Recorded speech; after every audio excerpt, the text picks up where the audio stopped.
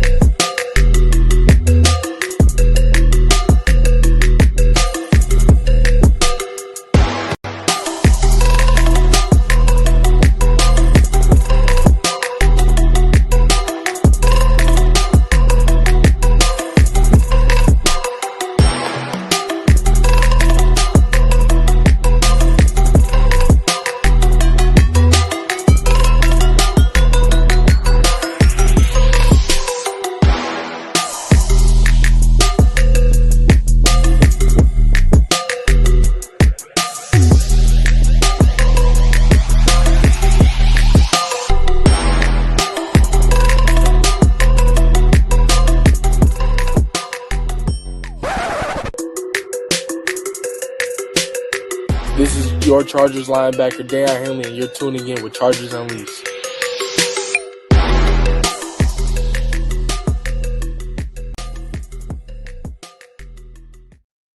Welcome to another edition of Chargers Unleashed. KeAndre and Dan Wolkenstein here with you from the LA Football Network. If this is your first time tuning in the show, make sure to hit that like and subscribe button on YouTube. You can also follow us on Facebook, Twitter, Instagram, Spotify, and Apple Podcasts. Dan Wolkenstein, happy bye week. We don't have to talk anything as it relates to potential matchups this week. We don't have to talk about bold predictions, final scores, anything of that nature. And as a matter of fact, Dan and I are taking a step back today because this is one of our favorite times of the year when we get to do these type of shows, especially when it's on bye week, especially when it's this late in the season, albeit week 12. The controller of the show is now in your hands. This is a full-fledged Chargers fan Q&A forum. Talk about anything that you please as it relates to the current status of the Chargers, what they need to improve on over the next 6 weeks in order to make a playoff push. And yes, oh yes, as I promised a few weeks ago, we're going to sprinkle in some draft talk into there as well. So the show of Chargers Unleashed is now in your collective hands. Dan Wolkenstein, happy Saturday to you, sir. Good morning. You look like you haven't finished your first cup of coffee yet. Nope, right here. Thought so. But how are you feeling? Feeling good. Honestly, it's nice to have a more stress-free weekend, Chargers related anyways. It's an interesting time for this Chargers team, for Chargers fans. I think there's a lot of introspective thoughts here in terms of what this team is, who they are moving forward, what the goals are. But yeah, so take a step back. Love these kinds of shows where we get to just listen a little bit more, talk a little bit less, and see what Chargers fans have to say. Whether it's about Chargers, whether it's about what folks are drinking in the morning, put in the chat. Whether it's about the NFL draft, whether it's whatever. Across the NFL, we're seeing lots of things going on. Guys getting hurt, guys getting healthy, but we're here to talk about all things Chargers live Q&A this time around. Jake, my friend, how are you? Could be better. All things being equal, could be better. But it's moments like these where you just get to disconnect from life for the better part of an hour, and it feels better. So I'm ready to get things started. Let's talk some football. Let's talk some football. Matthew Dahl says, I'm drinking pre-workout, about to hit the gym. Well done. Well done. Jake, what are you drinking today? I already had my pre-workout and the gym before this morning. I thought you took pre-workout before the episode. I was like, before the episode. No. No. Sometimes I normally have my, energy drinks, Celsius, whatever it is on the show. Not today. I think I got enough of the pre-workout this morning. What up, Jake and Dan? I'm a coffee and ganja dude. No. Brad didn't peg you as a ganja, dude. Not at all. Jake, I gotta ask, what's that football behind you? Oh, the one that's just over my shoulder? Yes. So believe it or not, I actually won that in a contest on Twitter. It's actually a football that is signed by Jimmy Johnson, of all people. Say what you will about Jimmy Johnson and the Dallas Cowboys. I loved the persona of Coach Johnson. I loved his mentality as a head coach. And honestly, it's the second thing that I've actually won on Twitter in my history of contests. The other one, which you can't see because it's actually closer down in this area, is a Tyson Fury Wilder boxing glove during their first matchup that they had. So strangely enough, I had some good luck on Twitter a number of years ago. But the Jimmy Johnson one there, the one in the bottom corner that has the Chargers logo on it, that is signed by a number of different Chargers players that's on there. Obviously, the little mini helmet, Dan and I know that one very well because that's got none other than Derwin James' signature on it. So there's some good memorabilia in these cabinets, and there's actually more in the closet behind me. Attaboy. I'm drinking pre-workout, and now I'm on the shitter before the gym. Because of the pre-workout? That Sounds like it. Well, let's get some of these comments. Folks, if you have any questions, comments, topics, put them in. Again, you guys drive the show today. Jake, as we let a few minutes of folks putting in some questions and comments. Are you ready? I'm ready. Do you want to talk about our friends over at Sleeper? See, again, sleep at the wheel. But yes, I'll make sure we talk about it. The NFL season is here, which means you now have a chance to win up to 1,000 times your cash on daily fantasy football with Sleeper. Football has never been more exciting than it is right now with players like Patrick Mahomes, Lamar Jackson, and Justin Herbert. Pick on these stats for these stars like touchdowns, passing yards, receiving yards, fantasy points, and more for up to 1,000 times payout on Sleeper. Get your picks right, and you could win big. Just make sure to use the promo code Chargers LAFB, and you can get up to $100 match on your first deposit. Terms and conditions apply. See Sleeper for details. Currently operating in over 25 states. Check out Sleeper today. JLM79 says Herbert will get sacked twice on Sunday. Yes, I know it's a bye week. It's a fair prediction. That is not a bold prediction at all. 0.5 over or under sacks for Justin Herbert. Honestly. Yeah. Oh, it's definitely over. It's definitely over. Jake, why do I get excited when I see you? I don't know. Sandy 4,700. I'm not even that entertaining or intelligent, so I don't understand, but I appreciate the comments. Attaboy. Justin will not play in week 18 because he will be in a full body cast after playing Houston's defense. Jake, did you see that? Oh. I mean, wow. I got like flashbacks to the Chargers playoff game. I'll tell you that much. But did you watch that? Was it 9 sacks? 8 sacks? 8 sacks. 8 sacks. Yeah, something to look forward to, right? And we'll obviously talk about that because there are a lot of changes that need to take place for the Chargers team on both sides of the football as it relates to making a playoff push. And again, outside of the Raiders game that you get coming off of the bye week, that last stretch of 5, there's no gimmies in that whatsoever. Dallas, Philly, Houston, Kansas City, and Denver for a second time. That is going to be a tough stretch to go through the playoffs. And again, it's of note considering what Houston did. And you make light of this based off of what we unfortunately saw during the Jacksonville game. When you can have the Tennessee Titans defense without Jeffrey Simmons and without Arden Key still get to Justin Herbert 6 times and hit him an additional 7. Like, I don't care what defense it is. It could be the 32nd ranked defense in every statistical category at every statistical position. The way that this Chargers offensive line has played up until this point, especially with the injuries taking front. But again, I'm not taking injuries into account because nobody can predict that. But as of right now, collectively, as a group, as they have played this season, it could be the 32nd ranked defense in every category, and they're still going to find a way to get to Justin Herbert. I don't care. The offensive line has just been that bad. So when you're talking about a Dallas team that now just acquired Quinton Williams. When you're talking about Philly's defensive line with as deep as they are, when you saw what Houston did to the Buffalo Bills on Thursday night, yeah, that doesn't give you anything to look forward to. You know, Denver's defense is tough as nails, and you had to go through hell just to get the win in week 3 against them. There's a lot of things that need to change as far as this group goes. Yeah, I would say so. Definitely, this is kind of like that introspective thoughts that I was saying. I think Jim Harbaugh kind of alluded to it. Like, there's a lot of football things need to be better. I'm paraphrasing. I mean, yeah.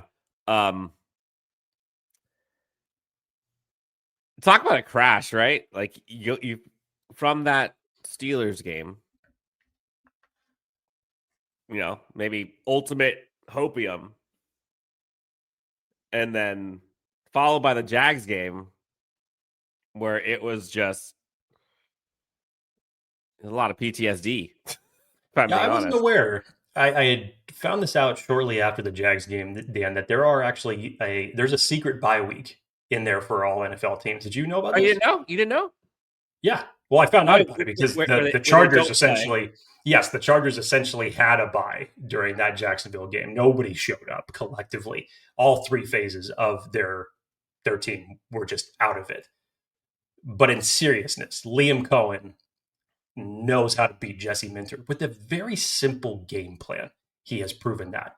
And we talked about that leading up to the game, unfortunately, because if you go back a year to that Tampa Bay game and what he did in terms of just running the ball, making it simple, putting that defense back on its heels, he was able to do that. And then for the Chargers, unfortunately, you know, the Jags defense, who came into that game 8th in pass rush win rate, but not the best when it came to actually finishing tackles and getting to the quarterback. Oh my God, did they have a field day after what they gave up the week prior in a 19-point, 19-point lead. They squandered it, and they ended up losing that game the week before. They came in prideful. They knew what was on the line for their season. And just when you see the collective meltdown that the offensive line had, you couldn't run the football.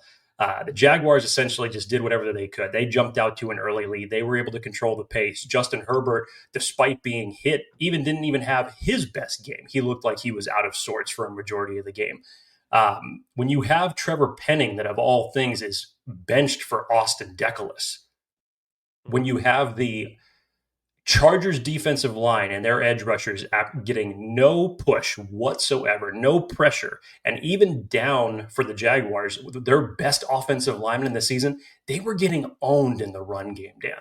It was a very simple game plan that was set forth by Liam Cohen, and they hit on every single cylinder and could do whatever they want. So, of course, we want to get away from that game as much as possible, but that's about as bad as you can go into a bye week, to have to eat, chew, stomach, and sit on a loss for 2 weeks before you get a chance to flush that one.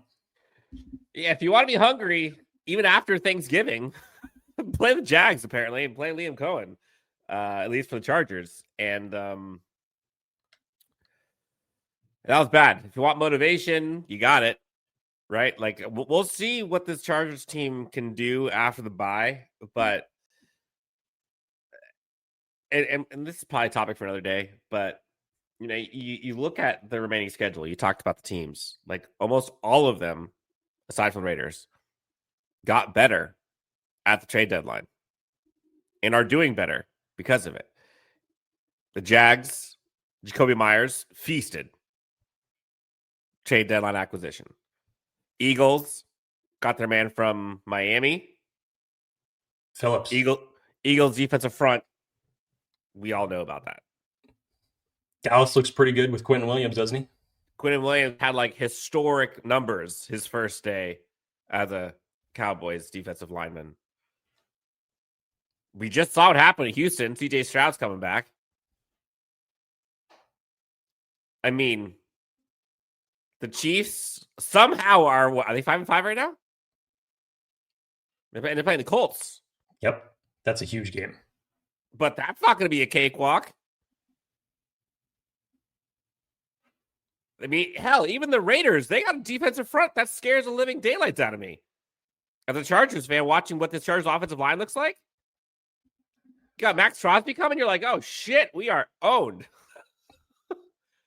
and I think for me, what was so apparent in the juxtaposition of the Chargers-Steelers game versus the Jags game was the recipe for success is pretty clear for this Chargers team as it currently stands with its current construction and folks not playing because of injury.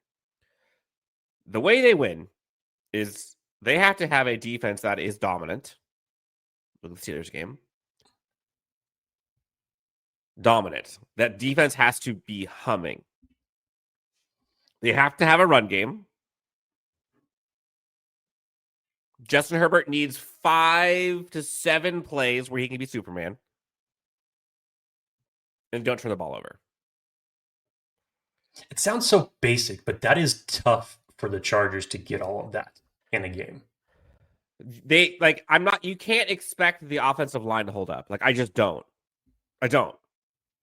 So how do you work around it, right? You bring in more guys for protection. And in theory, that should work. In theory. You want your playmakers to make plays outside, right? Trey Harris, Quentin, Ladd, Keenan, Gadsden, hopefully Hampton when he gets back, Vidal. You expect those guys to overcome by getting the ball out quickly. But more importantly than arguably all of this, maybe not defense, but more importantly than all of this stuff is Greg Roman has to stop being stubborn. Because we've seen what an offense looks like when Greg Roman is in his bag and is making up for and adjusting for their lack of offensive line. And we have seen what this offense looks like when they go back to a typical Greg Roman offense. When you just don't have the horses to support that and you get absolutely railroaded. It's simple. Dominant defense, run game, 5 to 7 plays of Justin Herbert Superman. That's it. In a run game. And it was really demoralizing for me. The offensive side of the ball, and I don't know about other folks in the comments. You guys let me know. But when I saw that Jags game, the offensive side of the ball, that was almost expected. I went into that game being they're going to have to overcome this. They're going to have to maybe score. Hopefully, if they can get to 20, I think they might be able to win. But it was the defense for me that just, where did it go? You look at the 3-4 games prior compared to that defense, and it was just a shell of itself. In that 3-game stretch, the Chargers had given up an average of 8.6 points per game. In that 3-game stretch that they won before the Jacksonville game. And then you get 35 plus hung up on you. And we can talk about excuses, right? Girthy Guitarist says, oh, the defense was gassed because the offense was so bad. True. The defense was also bad. They gave up 21 points the first half? 14? I didn't see any push or pass rush that was coming after Trevor Lawrence in that game. I saw them getting absolutely owned in the trenches. So while this is correct, it's also not the full story. I mean, the defense just wasn't doing anybody any favors. Aside from that first drive of the Jaguars where Trevor Lawrence overthrows his receiver and that's 4th down, that's about as good as you got. And yeah, you had some questionable PI calls in there as well that netted you some points. But still, as a defensive performance, there's a reason why Khalil Mack was pissed off. And he wasn't blaming any of that on the offense, I assure you. How did folks in the chat? We all handle beatdowns like that, or just in life in general differently. But Jake, when that game ended this past week, how did you How did you cope? How did you manage that? Like, what was your mentality? I immediately turned on the Denver Broncos Kansas City Chiefs game, and thankfully 3 hours later, I felt slightly better. Oh, so you watched football? I did. Okay. I did. Normally people just like turn it off, say, okay, let's open the bottle, let's have a nice, rest of the Sunday and try to forget about this, scream, yell, all that type of stuff, which Dan knows this. I am accustomed to some angry text every now and again, but that's why Dan is the wall for that. That's why I don't do the angry tweets. So yes, I definitely I got all the angry tweets. Yeah, I definitely had my frustrations. Trust me, I'm not immune to what I watched on Sunday, and nor am I going to let it slide. But at the same time, hey, what is your pathway of getting over it as quickly as possible? Watching one of your division rivals lose and go to 500. Not too bad. Yeah, I mean, literally, my daughter is raised in a Chargers household. And like the things she knows about the Chargers is their colors. She knows Justin Herbert. She knows some of the players. She gets excited when they win. But also, no matter what week it is, football isn't even on the TV. You'll randomly hear, did the Chiefs lose? And damn it, that weekend ended with, yes, honey, the Chiefs lost. And she says, yay. Yeah, feels a little better. Let's get some of these questions real quick, Jake. Let's catch up. If Greg Roman is relieved of his duties next year, can you name some offensive coordinator candidates that you would like to? Oh, man. It's all going to really depend on who becomes available. I think it's a little bit too early to start predicting that at this point. In terms of just, coordinator to coordinator, it's more going to be, if you're going to make a shift like that, it's more going to be offensive assistants on who's probably going to take the job. Obviously, you wouldn't want to have, depending on the name of who gets released or head coaching changes, I think it's just a little bit too early to start predicting that at this point. Because again, just like free agency can change anything, you never really know who's going to become available at that point in time. And also, if it ends up happening, that Jim Harbaugh, in one way or another, is going to want to bring someone that's going to mesh with the rest of his coaching mentality, as well as, whoever's remaining from the offensive side as far as the coaching mentality. It could be a complete overhaul by the end of this year. You may even say if it gets to that, if Greg Roman is ultimately released and maybe offensive line coach might end up taking a change in there as well. There's a variety of different things that could ultimately change for this team. But at this point in time, depending on who becomes available, how many changes you're actually going to make, if it's not just one to the offensive line, it could, or the offensive coordinator, it could be at a variety of different ones. So I think it's just a little bit too early to tell right now. Yeah, I'm forgotten locale. I'm kind of with you. I don't disagree with this either. You may see year 3 of Greg Roman. I don't think there's Greg good enough of a chance of that. I don't there's think good Greg enough Roman of a chance of that. And again, like, does he have flaws? Absolutely. But at the same time, and again, like, what you asked for of your coordinator, right? If this team had the guy that they had brought in on the offense, they have exactly what Greg Roman needs to have a kick-ass offense. You bring in Joe Alt and Rashawn Slater. You add those to this team. You add Omarion, Hampton, and Najee Harris to this team. It's a whole different outlook.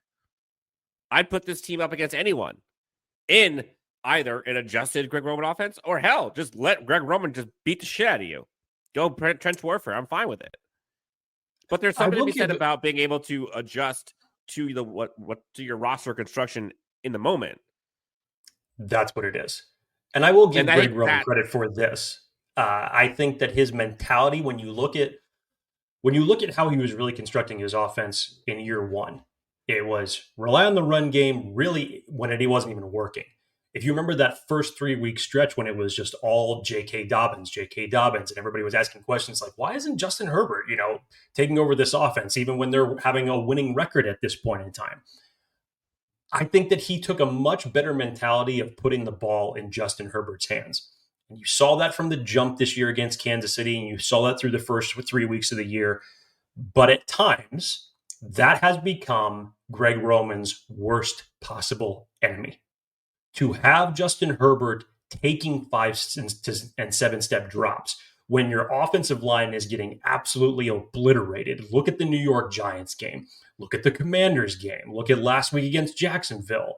We could go through so many different games where that same game plan, even when the Chargers are either having a lead or playing from behind, and you're still having Justin Herbert play 5 to 7-step drops instead of playing 1, 2, 3, get the ball out as quickly as you can. Make it a short game. Negate some of that pass rush. Maybe mix in some screens. It's been so inconsistent with Greg Roman. And Dan, you mentioned it earlier. You look at the game plan of Minnesota, Pittsburgh, what they were doing in that game. Yes, the running game was succeeding, but you were also mixing it up in a standpoint to where you were protecting Justin Herbert more than the offensive line was because you were scheming properly, because your game plan. And the fact that when you know that this is the offensive line and the horses that you have that you're moving forward with, how you do not craft this better on a week-to-week basis is so confusing. It does not make any sense. And honestly, as much as you want to sit here and shit on Greg Roman, people might not like this. If we're going to have a frank conversation, it's not just Greg Roman that's the issue. If you're really watching that game and you take out the lens of I hate Greg Roman, Justin needed to be better. He held on to the ball a lot. And sometimes there were those 3-step drops that were schemed in. No one was open. Justin tried to make magic happen, gets crushed. Oh, he had a bad game. He gets crushed. You see some guys dropping balls. You look at the interior offensive line, or hell, just the entire offensive line at this point.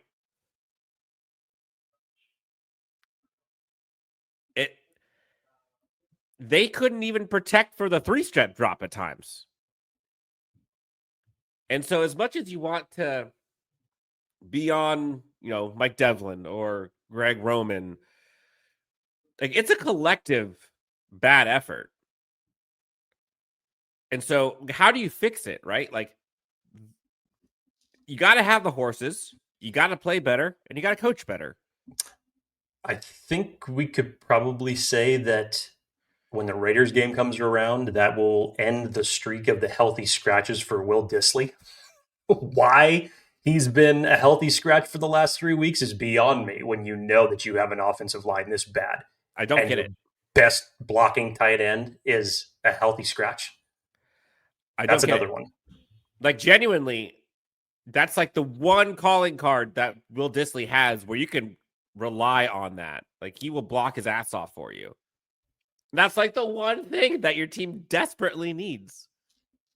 I know Orande Gadsden is going off, but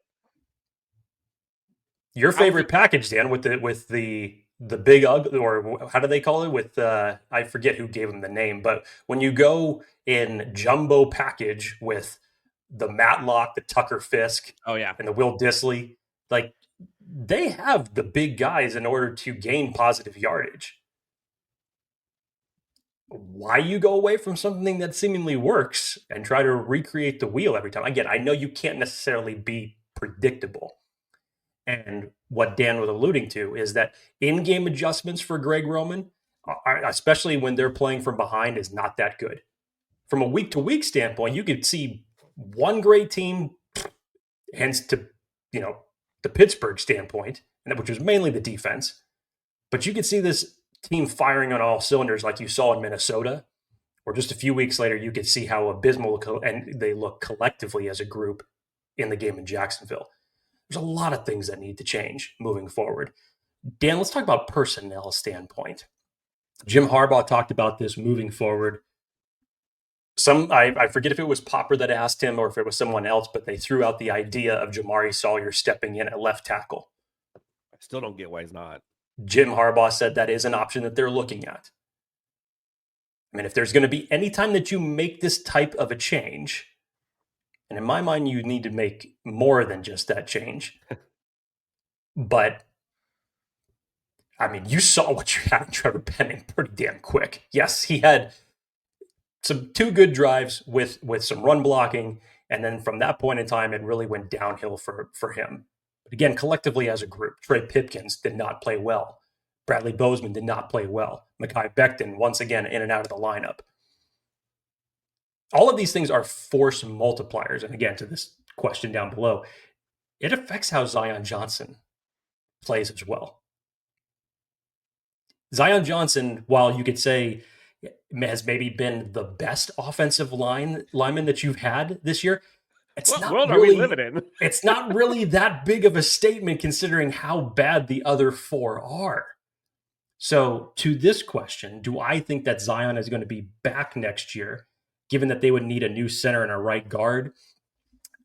I don't know. Remember, they didn't pick up his fifth-year option before the season started.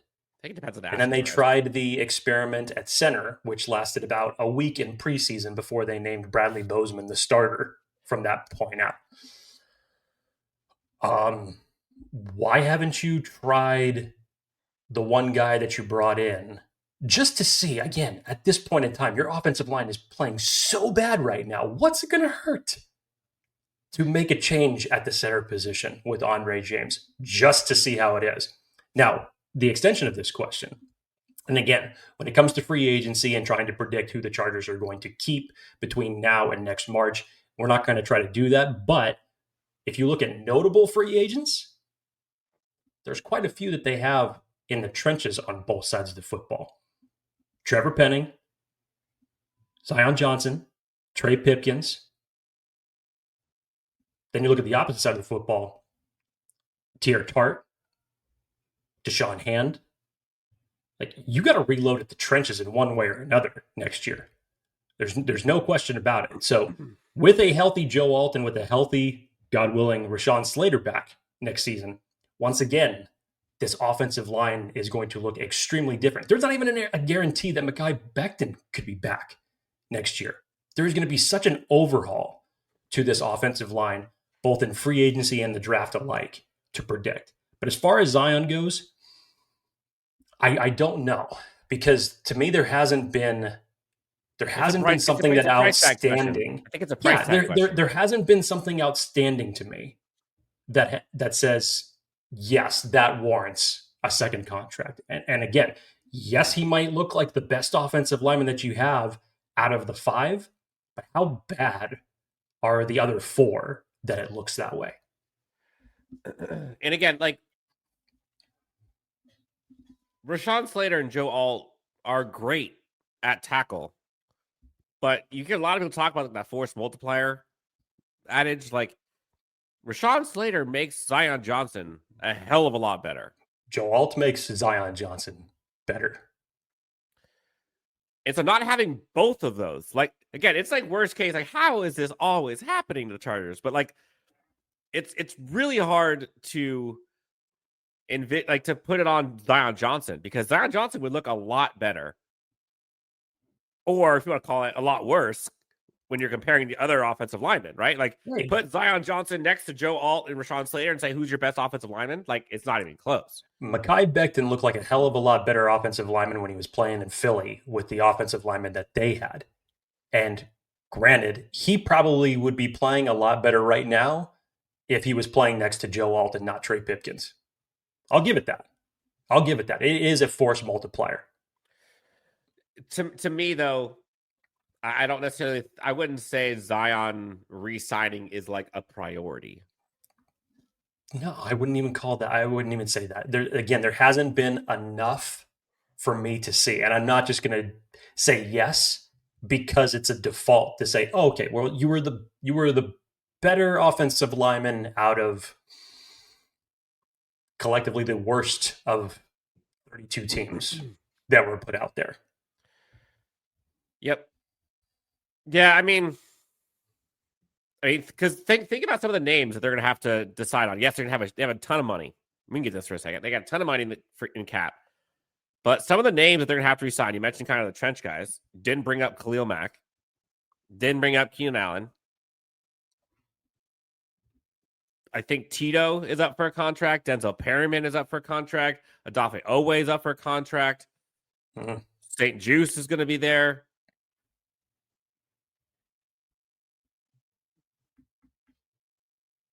They're going to have to decide on Mekhi Becton. I mean, there's a lot of dudes there. That's a lot of money. Yeah. If Zion Johnson sees a second contract, in my opinion, as it stands right now, is that you keep some offensive line consistency. And that's about it. And that's my opinion. Doesn't mean that it's absolutely true. But from all of the rest of the bad that you have on your offensive line right now, there's a lot of changes that need to be made. So you're going to keep some people for continuity for Justin Herbert. I think the priority is the tackles. Yes. But I wouldn't stand here and say like, oh yeah, Zion Johnson is getting a second contract because the play has been stellar, because it hasn't. It's been the best out of your 5, but that's not really making a huge statement.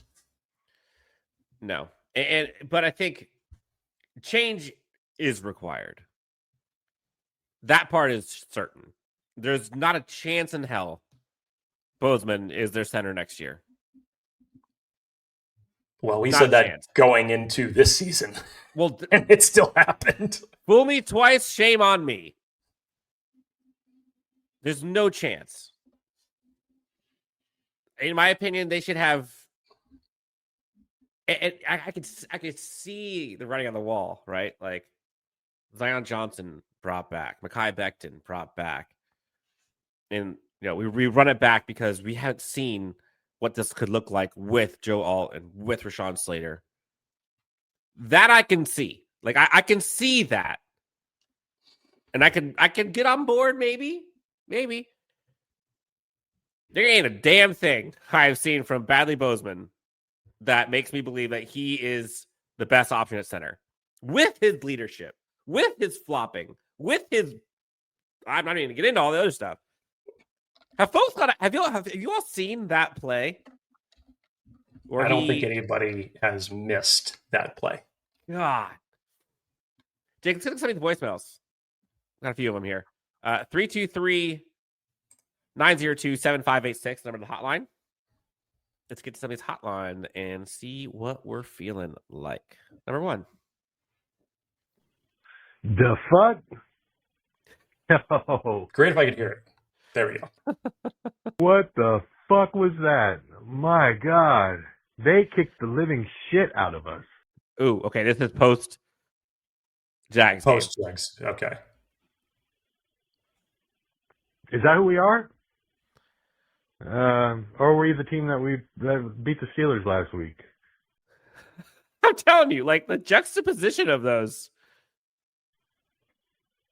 That didn't look like a Jim Harbaugh coach team. And I don't know. That was just a piss poor game plan by Roman, I thought. I don't know why we thought Penning would give us the ability to have 5 and 7 step drops all game. Man, we just got the shit beat out of us. On to next week, fellas. We're in next week. Bye. Love it. Yeah, in short, this is the 6-game stretch that inside that locker room, that's your question. Who are you? Who are you? And when you now have to go up against the toughest run of your schedule to end the season, it's unfortunate that we've had this conversation before. We had this conversation after the Chargers started 3-0, and then they dropped 3 of their next 4. We've had this conversation before. And it's unfortunate when you have these type of inconsistencies. Now look, I'll take 3-1 over 1-3 any day. But I think it's just the way that the Chargers got blown out and their offensive line proved that it really does not matter the opponent of who they're going up against defensively. The offensive line is either going to make or break their season.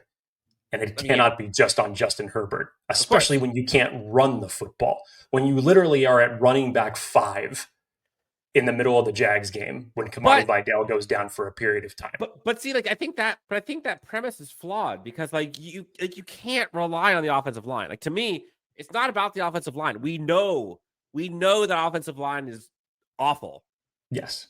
Like, so how do you win in spite of that? And so for me, it's like this team will go as far as Jesse Minter goes. If that defense can keep them in games, you can win a 19-16 style game, right? Like, how often does that happen, though, Dan? That's what I'm. So for 3 weeks, it happened straight, and you're like, "Oh shit, here we go." But it also happened in that Colts game where you tried to keep them in there, or sorry, not the Colts game. I think it was the Commanders game where you took a 10-point lead, but then at the same time, when you're relying on your defense to keep you in games, when you know your offensive line is probably going to go 3 and out the next series, or turn the ball over, or Justin Herbert's going to get sacked in any type of fashion, it is a bad formula to go up against. And again, I frame that more upon how you're scheming the game, how you're scheming each drive. And back to Dan's original point that he was talking about earlier, it's in-game adjustments. I know you can't go into the same game plan every week against different opponents. It's just not going to work that way. That's not how you play to your offensive strengths, and that's not how you attack the opponent's weaknesses.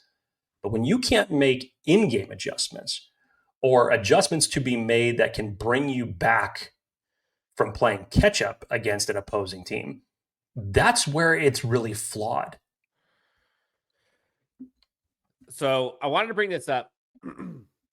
This was, folks who are watching, this is what Jake and I had predicted going into the season, record-wise. Going into the season, before the Rashawn Slater stuff, before the season starts, this is where we were at. On the right is myself, and I miraculously, perfectly predicted the Chargers win-loss record as it stands right now at 7-4. Jake had 1, 2, 3, 4, 5, 6, 4. You had 8 wins. So Jake had 8-3. Oh, up until this point, you mean? Up until this point. Mm-hmm. So here's the thing. And this is, I believe, what perspective is important, right? With everyone healthy, they are exactly where I thought they would be. Win-loss games, whatever it is, final record, 7-4. 7-4, 7-4, 7-4. So, am I doing that right? Hold on. 1, 2, 3, 4, 5, 6, 7. Yes. You got it? Yep. So do I have 9 and 8? Is that what I have here? 1, 2, 3, 4, 5, 6, 7, 9. I do. Okay. I have 9 and 8 here. To finish the season. This is what I had going into the season. And people looked at me like I was a hater. I will say, I did think I may have moved one of those losses to a win at one point. But regardless, you got games against the Cowboys, who are getting better. You got games against the Raiders, who you should win, even with this atrocious offensive line, right? Like, there's still a path to 9 wins, and I'd argue there's probably a path to 10, but you got to win those too. So how do they get there? Honestly, let's just be real for a second. Like, how do they get there? Bobby Hart's coming back, which is hilarious that we are now like crossing fingers to get Bobby Hart back. When he was signed, everyone's like, "Oh God, please!" So Bobby Hart's coming back. That should help. Omarion Hampton's coming back. That should definitely help. You're getting some guys back here in the next week or two. So, can your defense rise?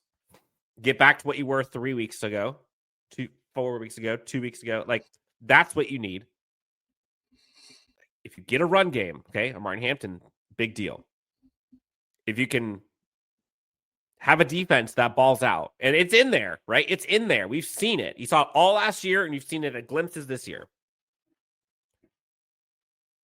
And with Bobby Hart back in, whoever else, let Justin Herbert have 5 to 10 plays to be Superman and run the hell out of the ball. Like, that's your recipe for success.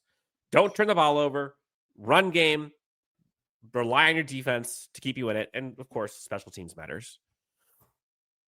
That's how you win. Like, that's how a Greg Roman and Jim Harbaugh team wins right now. And do I see that happen? Absolutely. I can see that happening. I trust Jesse Minter even after that Jacksonville game. Like, that was insane. But Jesse Minter's a damn good coach. He's a damn good coach. But you have to win the little things, right? Like, again, I am not relying on this offensive line to all of a sudden come out and just go gangbusters. Like, it's just an irrational thought. But I do expect Justin Herbert to play more efficiently, get the ball out, whether that's because of the scheme or because he just knows after 3, 4, 5 steps, you're toast. I expect the defensive front to go ape shit. They should. They are good. Jesse Minter, I think, can scheme it up. Trust Cameron Dicker. Like, that's your recipe. The games of 42-41, right, with no... Like, that's not how they're going to win. They're going to have to win ugly. They're going to have to win those Houston Texans-style games, the Denver Broncos-style games, the Eagles type of games, the Steelers types of games, where, like, you're battling for points. It's 9-7 going into halftime. Games on the line, you're up 16-14, and you're going for a game-winning field goal. Like, that's how they have to win. But you can't go out and give up touchdown after touchdown against a team, and you're down going into the second half, 2 scores. Like, you're not going to win that. You're just not. So, soapbox moment for a second. I apologize. No, I don't disagree. The only bright spot that you really have to hang on right now is the defense. And you can take it, elevate that to whatever you think of, considering what you just saw against Jacksonville, or you go back to the Indy game and some of the bad performances, or against Washington where they score 27 unanswered points on you. But I trust the defense more than I trust the trenches of the offensive line, because that's going to dictate so much as it relates to a win or a loss for this team. And I agree with Dan's assessment. It's just like, that's the formula. I don't think you're going to see the Chargers beat anyone by 2 scores for the remainder of the season. I do not see that at all. This is a 1-score battle the rest of the way through. And yes, that includes the Raiders game, because it's a divisional opponent, and I don't care what you think of the Raiders, they still always come to play the Chargers tough. Yes. Regardless of where it is. So, yeah, it's going to be close games the entire way through, and that's going to have to be the formula that gets you in the playoffs. And yes, Justin Herbert is still going to have Superman moments, but it's like he's going to have to hit on every single one of them in order to win these type of games. Dallas is going to be an interesting one because of how prolific that offense is. You may have to be in a position where to say, okay, we either have to outscore them or we're toast. They're toast. If that is the case, they're toast. Period, in my opinion. Next voicemail. Memo to the Chargers. Howard Winter was over 2.5 weeks ago. And I know that was Brian Staley wearing a Harbaugh costume yesterday's game. So that's why the team was so awful, because they follow Staley's advice. Fair. And not Harbaugh's. Harbaugh wasn't there. It was Brian Staley wearing a Harbaugh costume. Halloween's over, folks. Let's go, Chargers. Beat the Raiders. Let's go. I like it. Say the piece. Flush it as fast as you can. On to Raiders week. I mean, I don't know how you just flush that. No, but the easiest way to flush is if you had like a Thursday night football game, or a game this week. But you have to eat, sleep, and unfortunately think about all of that for 2 weeks before you get back to an opportunity to flush that game. It's bad. Next voicemail. Hi guys, it's Mike from Missouri. So you have a live broadcast scheduled for tomorrow. I'm going to be at work. So here's a question observation. after watching the Texans last night destroy the Bills' offensive line. Yeah. Oh God. Like that. I was so when I saw that, I'm like, oh, hello, darkness, my old friend. Like, first time. Dude. I'm just wondering, what are we going to do if we manage to make it into the playoffs? Got to go with one tight end, two tight ends. 7. I'd rather have Herbert have one available receiver with a tight window and miss it than have him run around and get drilled and still not complete passes, you know. Hoping that Omarion Hampton actually does come back.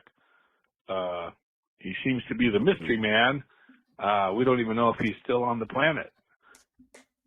It's a little harsh. Yeah. We've seen him. He has no longer had the boot. He's been working off to the side. Like they've talked about him probably being back after the bye for weeks now.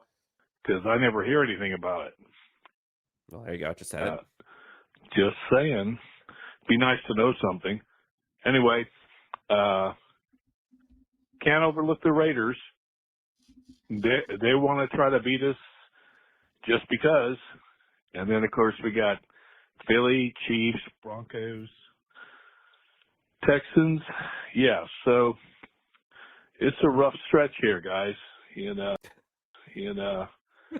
If they make sounds like he's had like 4 drags of cigarette at this point. make it through, then I'll be a believer in the Harbaugh effect again.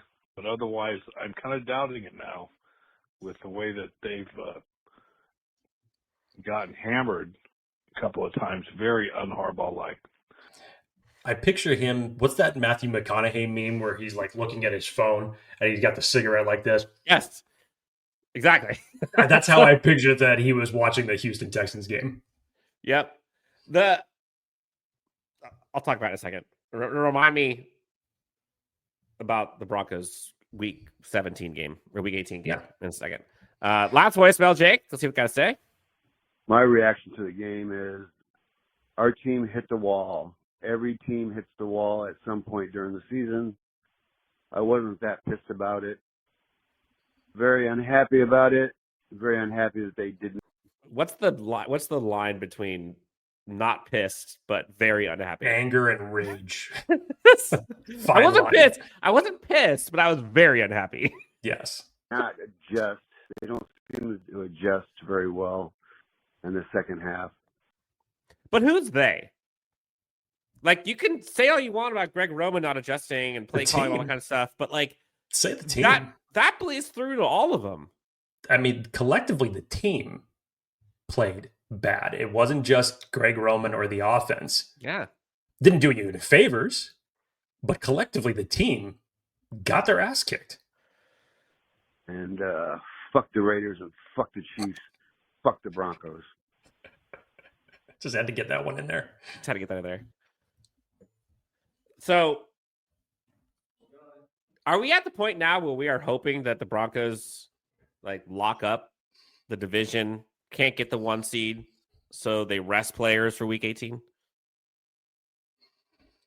Because because think about this for a second. Let's say that they're 7-4. Let's say they get wins against the Jags. No, that didn't happen. Wins against the Raiders, and somehow beat the Cowboys. Right, that's 9 wins. Or just give me 2 wins between now and week 18. That is way too much to predict at this point. No, but I'm saying, imagine that. Imagine having to rely on a second string Broncos team to not play well. I get that, but you have to handle your business for the next several weeks before you're even in that conversation, and you also have to ward off the Chiefs, and they have to still keep losing games in order for that to even mean something. That's what I'm saying. Give them 2 wins, and Denver runs away with it. Denver could very well be like, "Nah, I'm not playing that game. It's not worth it." And like that could be the ticket in. Like just saying, it'd be hilarious if that was how it ended up happening. That would be sad to kind of rely on that, but hey, it happens to teams every year when that takes place. Hell, the Chiefs had given playoff avenues because they've rested some of their starters in the final weeks of the season and years prior. A lot of people are talking about anyone buying a Bo Nix is in for a reality check in the playoffs. Let's just say I had him on my fantasy team to start the season, and he has been on my bench ever since. Look, and I think I just released him. Bo Nix, 3/4 of a game hasn't looked good for several weeks, but when they've needed him to look good, it's also the fact that defense is so damn good that they keep giving him opportunities to do so. That's also it. Mm-hmm. Hanan Derry. Guys, let's have a discussion about Darius Davis. He is 31st as a returner, and he avoids blocking duties when the ball is kicked to the other returner. I mean, what has Darius Davis done this season that has impressed you? Like, I'm just having a frank conversation right now. Like, has he done stuff on offense that warrants a roster spot? Like, I'm trying to boil this down. Has he done stuff on everybody? Offense? You're talking. You're listening to one of the historically bigger Darius Davis defenders. Yeah, here that is now saying this. Like, has Darius Davis impressed you on offense? I'll let you answer that. Has he impressed you on special teams? Because if he's not impressed you on offense, he damn well better impress you on special teams for the roster spot. Now, is he 100% healthy? I don't know. I don't think so. But, I mean, you got KLS just chilling back there, not playing, not even active. Like, could you do a healthy scratch and see what happens? Because, I mean, I don't know. Outside of Darius Davis, I mean, the special teams unit as a whole has taken a step back. Let's not forget that. It's not like Darius Davis is the only weak point of this special teams group. He was supposed to be the strong point. He was supposed to be a strong point, and I think we enjoyed it last year when Darius Davis was infused a little bit more in the offense. Now, again, this is way prior to a Keenan Allen, a Trey Harris, and a KLS coming onto this team. Mm-hmm. And obviously a nice third-year season that is being put together by Quentin Johnston. I remember Dan was doing cartwheels in the game that Darius Davis had 2 touchdowns when Greg Roman finally... When they were using him, yeah. Yes, when they used him. But no, I don't think there's any argument that there is nothing that you can hang your hat on for Darius Davis and his role for this team this year. But again, who are you going to change him to? You've done so many changes for the special teams unit in general. How much is it really going to improve the needle at this point? I think the special teams unit is the special teams unit at this point in time until someone can prove that they can stand up and make a play. It's brutal. Let's get some of these questions in the chat. Let's see. The Bills lost not because of 8 sacks and constant pressure. They lost because of 3 turnovers. Well, I mean, the sacks didn't help. No. The Chargers lost because they couldn't protect Justin Herbert, not because they turned the ball over. So it's different for every team. But I think that's I get where Hanan is saying this. If we're talking about like, oh, what's the Houston defense going to do to the Chargers? Well, we've seen it plenty of times this year against weaker defenses.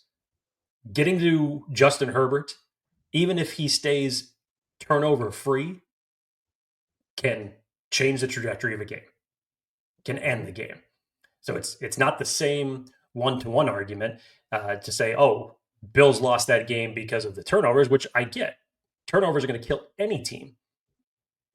But when it comes to the Houston Texans and what they're capable of against this offensive line, yeah, it's a big question to ask. Oh, man. Jake, any comments or questions in here that you want to highlight? Looking through these. God, there was apparently a plethora of Darius Davis discussions in here.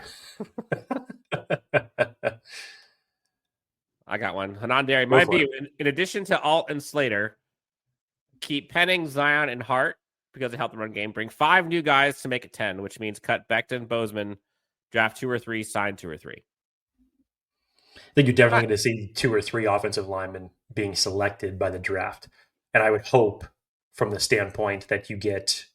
Actually, it's probably take that back. Again, this is where free agency changes everything. And yes, the Chargers are in the top 3 as far as cap space going into this year. So I would definitely expect them to reload and be more aggressive on day one for potential free agents. Everybody highlights Tyler Linderbaum of the Baltimore Ravens if he becomes available, and obviously for good reason.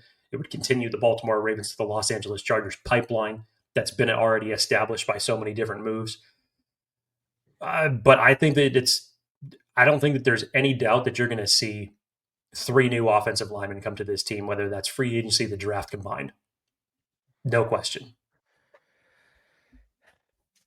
I think you'll see trade back. I hope you see trade backs, and I hope you see at least 2 offensive linemen picked in the first 4 rounds. Give me I'd say that's fair. Jake, we've gotten about an hour now. Got about maybe 10 minutes left. A lot of people came here for Chargers talk, but at least one came here for more than that.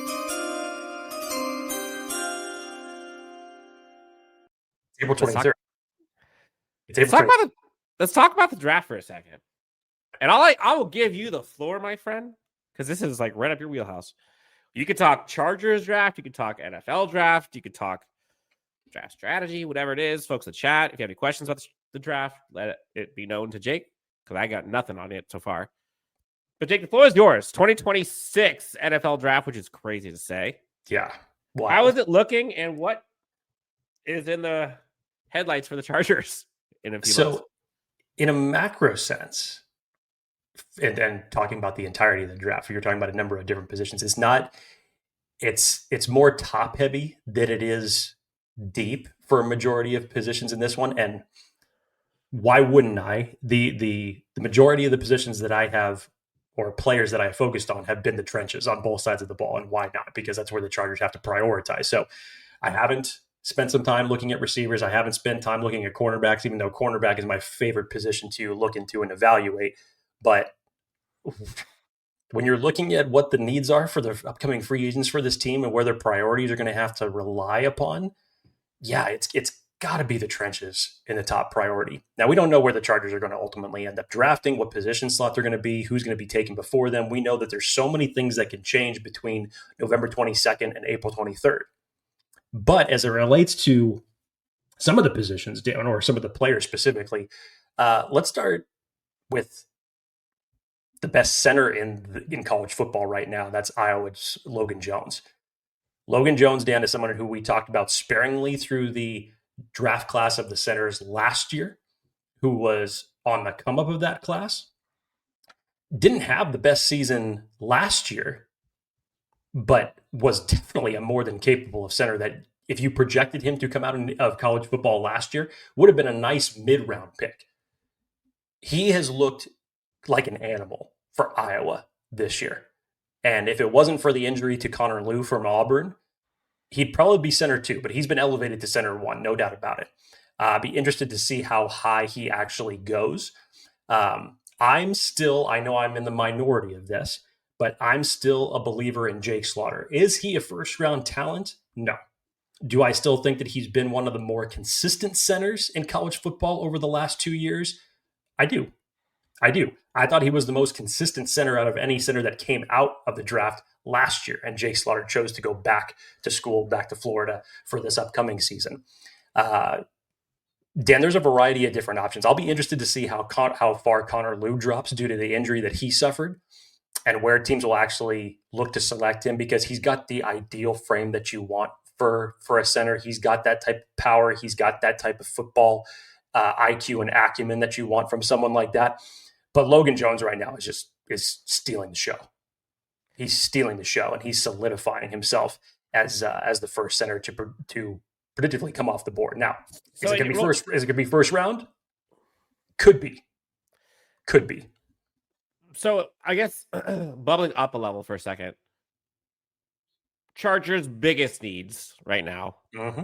I mean, you could say 1, 2, 3, 4, 5 is offensive line, but like interior guard center. Next, you mentioned kind of interior defensive line, probably needs to get some beef. Linebacker probably needs to get some improvement. Are those positions? Have you gotten to, other than the offensive line? Have you gotten to linebacker? Have you gotten to interior defensive line? Yeah, depending on what you're looking for from your defensive line, and again, this all projects upon whether T.R. Tart ends up coming back, as Dan mentioned, Tito. I think Deshaun Hand's also on a 1-year deal as well, so his contract is up. So that's something you have to look at. So you're looking for more of a pass rushing defensive lineman, because if that's the case, you're probably going to be too far down to select some of the premier names in this class. So what you're going to be left with are still some guys that are not so much more dominant in the pass rushing, but more so from the standpoint of what they could do against the run game. Dan, I really like what I've seen from Caden McDonald out of Ohio State. That dude has just been an absolute wall against the run game. And when you look at the majority of his film, would he pair with Caldwell? 100%. 100%. Those two could be a tandem as it relates to a 1-2 punch. And if you're still developing Jamaree Caldwell's pass rushing skills, which he has, I think that would be a nice combination. But you look at a lot of the tape from Caden McDonald, and there are so many times where he's getting double teamed, where the opposing offensive linemen are putting a lot of attention on him. So I really like what I have seen from him. Other ones that I have gone through and watched, I know that he may not be the ideal pass rusher in terms of his measurables, but I have a great feeling that Cassius Howell out of Texas A&M is going to prove all those naysayers wrong. The measurements aren't far off to what Nick Bonito actually measured in. I don't care how undersized he is. I know he's 6'2", it's about 240, but his ability as a pass rusher and his speed to power and the cachet of moves that he can come in with. And again, Dan, we're talking about, once again, somebody, because most likely Khalil Mack is going to retire after this season. And we have no idea whether or not Odafe Oweh is going to see a new contract. I was thinking that too. Like right now, it's just Thule. So your edge group is going to need a lot of attention. Yep. So every normal instinct in me from saying what's a prototypical edge in terms of body size, what can win at the line of scrimmage, should tell me Cassius Howell is going to be a great passer rusher, but he's going to struggle at some point. And every single week I am giving reasons to be proven wrong on that. I love Cassius Howell. I love him from what I've seen from him. He's a terrific pass rusher, plays with his hair on fire seemingly every down. I'm really excited to see what he's going to do at the next level. So there's a lot of time between now and the draft, obviously, but it will be interesting to see kind of like the overarching strategy of it, depending on like where they fall in the NFL draft. We'll see how the rest of the season goes. But to me, now, aside from edge, and you always want to play ahead of the sticks, if you will, especially for the NFL draft. Like if they're going offensive line, I don't know if I'm drafting that in the first round, or at least not early in the first round. Early. Like I'm not talking tackles, guard, center. Like again, if let's say they end up in the 20s, all right, fine. Like that's when you can go get the premier guard, premier center, which could be a fair assessment of where the Chargers could end up in the final part of their record between that, say 16 and 22 mark right now. But Dan, if it's me, Big Vega out of Penn State or Emmanuel Bregnon out of Oregon, those two dudes can move. They are so athletic and so powerful, especially when it comes to the run game. They're going to be able to protect Justin Herbert. They're going to be able to open up holes in the run game. There's no doubt in my mind. I know it's not considered the sexy pick to take a guard in the first round, and I don't care what slot that is, but when you're the Chargers right now, you could do a lot worse. But these two are going to be great offensive linemen at the next level.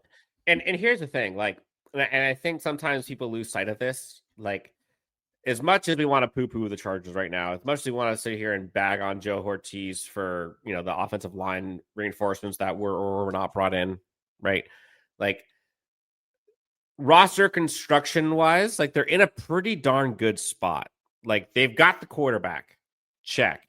I think their wide receiver room is in a pretty good hands. The running back, pretty good hands. I think cornerback, they've got a good young stable there. Safety, they're going to invest in a cornerback, whether it's free agency or the draft once again, because Joe Ortiz loves to do that. Yep. You look at the edge group, they've got one in Thule. They got a dude in Jamaree Caldwell. So, like, they've got their, in my opinion, like, rising stars there. They've got Dayon at linebacker. Like, they've got the cornerstone. Derwin, obviously, Elijah Molden. We love Tarheeb Still, Cam Hart. Like, that stuff's good. Like, the sexy picks, right? The things that the Chargers or that teams simply do not win without. Like, the Chargers have that. They've got the stable of tackles when healthy. They've got the running backs now, or running back, I should say. Or I don't know what happens with the Kamani Vidal. So what is left that they need is kind of like the underbelly or like the unsexy picks. The ones that aren't necessarily picked in the top 10 most years. Like, they need the guard, they need the center, they need like the interior defensive line. They probably need an edge, so that would be a sexy pick. So maybe that's a first round selection. But that's where, like, let Joe Hortiz go to work. Like, trade back, get a bunch of picks. Like, I'd rather have more second and thirds than a first right now. Say that again. I'd rather have more second and thirds. Trade back. Back for there we go. But like this is Music the type to my of ears. These are the needs that would warrant that type of stuff. Like, if you're needing a wide receiver and you're needing a quarterback or you're needing like starting left tackle, right tackle, like, it's hard to get those later rounds. But the positions that the Chargers need, that's where the value is. As many years as I've been asking for a trade back, which has essentially been the last decade, even through the previous regime, I think I finally might get my wish this year, Dan. And unfortunately, it's because of necessity, because the Chargers only currently, as it stands, have 5 picks for this year. And you need to recoup some of that. And so if you are sitting there in that 16 to 22 range, that actually could be prime real estate for you to trade back at. Alt over wide receiver wasn't sexy. No, it was not. You know what's really interesting to think back, like hindsight? But it helped. So think back hindsight.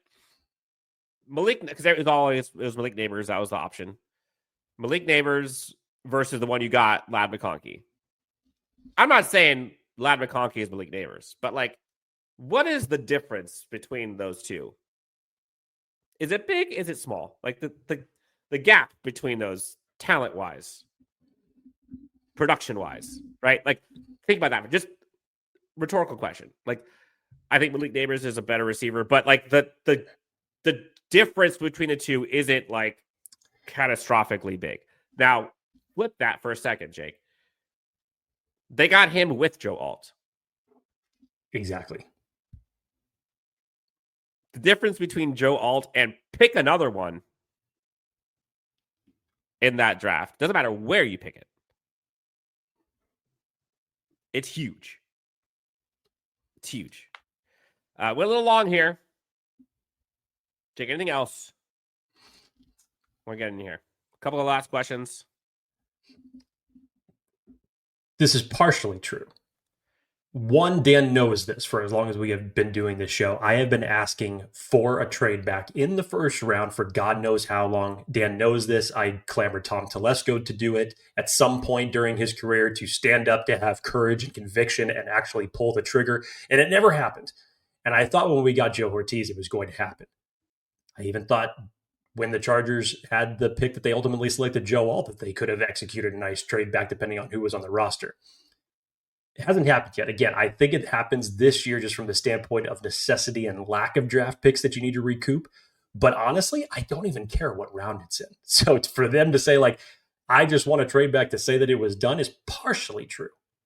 Partially true. But more so, I want it to happen to end up recouping some draft capital. And the fact that when was the last time the Chargers did a trade back? For the love of God, let's just help ourselves. Mighty asks, would you rather keep your pick, get one great player, or trade back and get two decent players? Depends on the players. Depends on the position. Also, Dan just made the great point about it. There was that conversation. Dan and I know this. Dan and I had our own conversations about this, but everyone seemingly did when it came to, is it going to be Malik Neighbors or Marvin Harrison for the Chargers? Or is it going to be Joe Alt? And the Chargers ended up going Joe Alt. And in hindsight, because I was going to retort to your question, Dan, as far as to say, okay, between Ladd McConkey and Malik Neighbors, and I think that that's the fairest way that you can say that type of example when you pair it with Joe Alt as far as what you got. Because if we were evaluating them before they go to their respective teams, they're obviously much different type of receivers. Malik Neighbors is obviously the better receiver in terms of what he can provide in offense. But now you look at it to say, who's the bigger value? Oh, clear.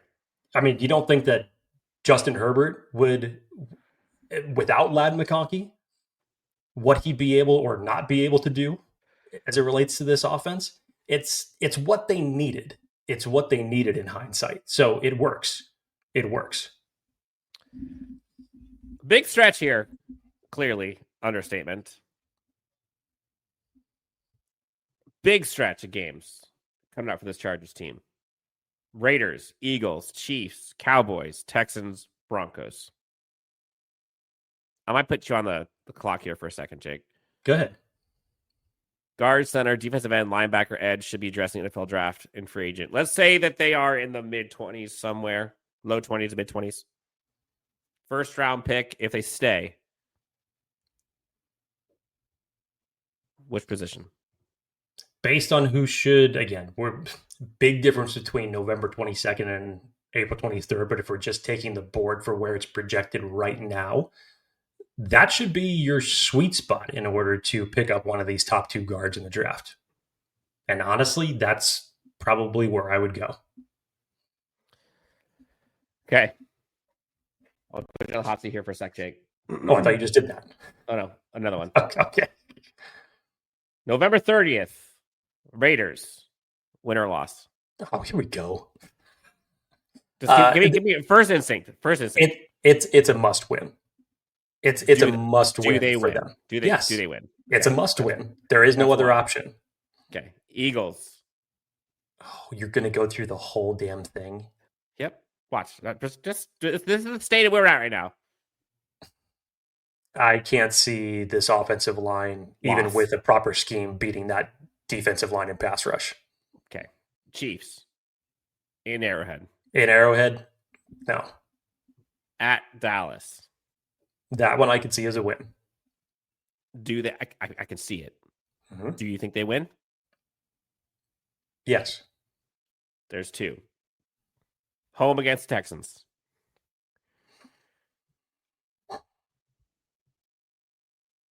Oh, you got Hopium coming. Are you gonna do it? Because I'm going to be wrong on one of these. And as we were kind of talking about leading up to the Pittsburgh game, it's always just those type of situations where you see what the mainstream media or everybody will talk about as far as why the Chargers are going to lose. And trust me, they're probably right in their reasoning behind why they would think the Chargers will lose, because this offensive line is abysmal. But at some point in time, Greg Roman's going to wake up on the side of the bed and actually have a great game plan. The team collectively is going to be executing at a high level. Justin Herbert is going to play Superman. He's going to make 5 or 7 of those big-time plays that ends up leading them to a win that nobody thought they were going to have any business being in a game. Like the Steelers. So I know one of these games I'm going to be completely wrong in my predictions. Yeah, the coin has landed tails 14 times in a row. It's bound to land heads once. Tell you what, I will say it's either going to be the Houston game or it's going to be the Philly game. That they win. That the Chargers are going to get one of those wins.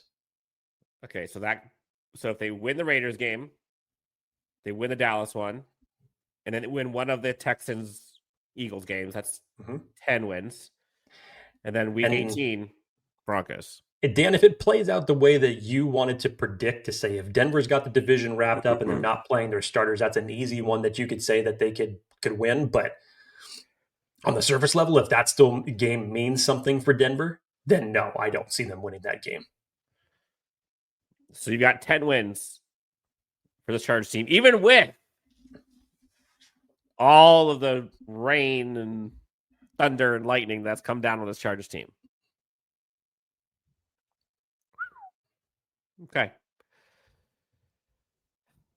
I forgot luck. I think we beat Philly to get rocked by Houston.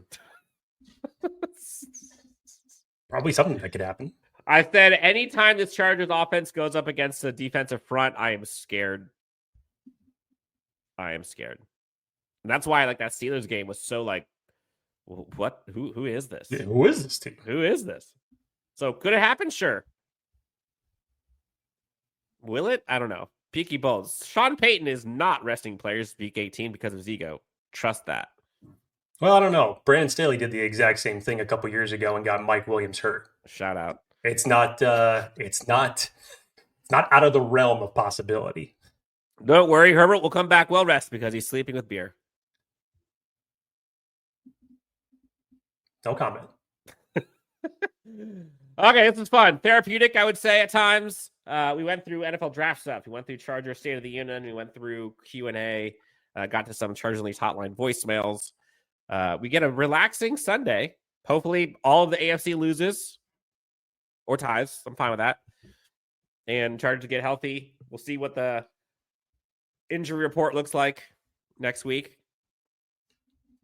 But look, this is as much as you want to do the woe is me thing, it's not just the Chargers that have a rough road ahead.